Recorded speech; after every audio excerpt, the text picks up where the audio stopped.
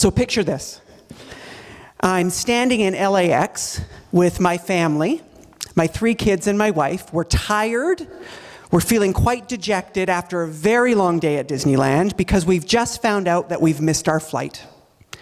And when I say missed is a very relative term in this situation, because what has actually happened is that we have tried to check in 10 minutes after the official 1-hour cutoff.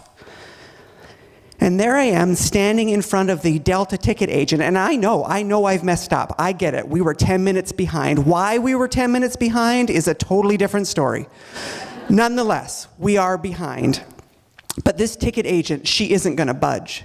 She isn't going to move. Nope, she's sticking to systems, she's sticking to protocols. Even though we have almost an hour to get to our flight, we have no baggage to check, and a very strong willingness to run. But she is staunch in her protocol and her systems, and all we are to her is a nuisance. And as my kids start to realize that we are not going to get home that night, they start to cry. So now it is personal. Now it is a challenge, and I am going to overcome. So 1 hour and $1,700 later, we are sitting on an Alaskan Airlines flight after a very great group of Alaskan employees decide that we are people, and this is the situation that they can actually solve.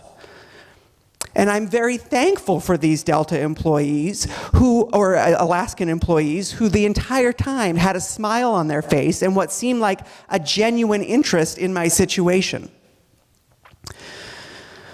I tell you this story not as an endorsement of Alaskan Airlines, and, well, it may be an indictment of Delta, but I'll leave that up to you.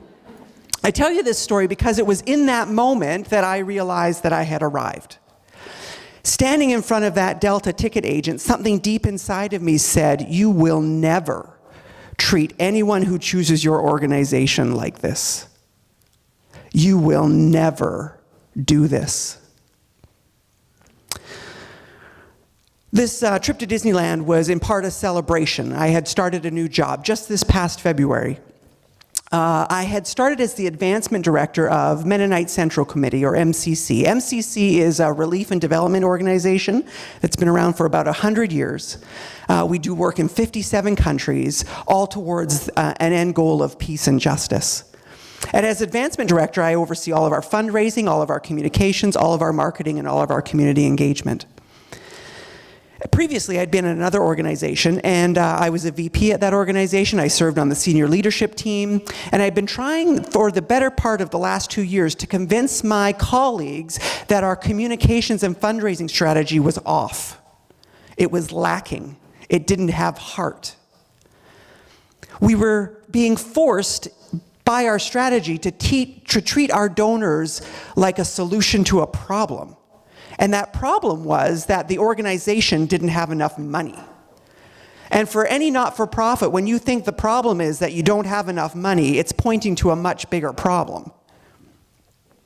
Nonetheless, they thought that more money, more donors was the solution. They were treating our donors like duct tape.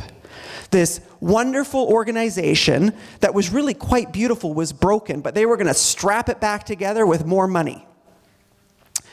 Jump ahead to my transition into MCC, and I show up and discover that there is no fundraising plan. There is no comprehensive communication strategy.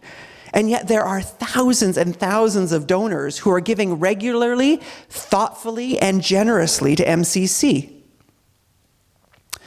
I'm going to tell you something that I know to be true. And it's that I believe love always wins. And it's because I believe that, and because of the situation that I found at MCC, that I made a decision. And it wasn't to fix the communication strategy or the fund development plan. I've told our team that we're going to do one thing this year, and that's we're going to love our donors. We're going to woo our donors. We're going to move them from liking us to falling deeply and madly in love with us. That means that every correspondence that they open from us should feel like a love letter. Every event that they attend should feel like a great big hug. And every interaction they have with us should be inspiring and joyful and surprising, even in the face of some of the very dark and ugly and ongoing work that MCC is working to eradicate here locally and around the world. Standing in front of that Delta ticket agent, I knew I wasn't being treated well. Sitting on that Alaskan Airlines flight, I was thankful for a group of people who decided to care, who saw an opportunity to serve and to see me and my family as people. I don't think that I've made my mark yet. I don't know if I ever will. But I knew that I arrived when I found my tribe, when I found my people, people who genuinely care about people, and not the kind of corporate care that can get slathered on thick sometimes just so that everybody feels good about that organization or the employees feel great. I mean like a genuine care for people. Like I said, I don't know if I'll ever make my mark. It feels like I've got too much to learn and a very long way to go. But if I ever do make my mark, I hope that it's heart-shaped.